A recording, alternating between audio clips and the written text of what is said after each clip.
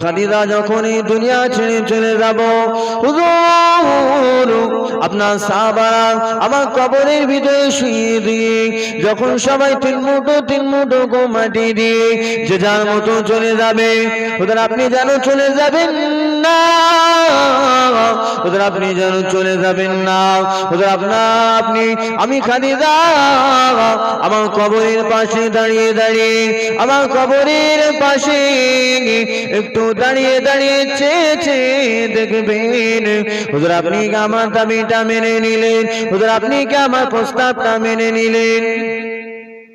আল্লাহ নবী সময় বলেছিলেন, ও বিবি খাদিজা দুঃখ নিও না, কষ্ট নিও না, আমি রাসূলুল্লাহ তোমার জীবনে বিদায় দুটি দাবি মেনে নিলাম। জোরে বলুন সুবহানাল্লাহ। দুটি দাবি মেনে নিলাম।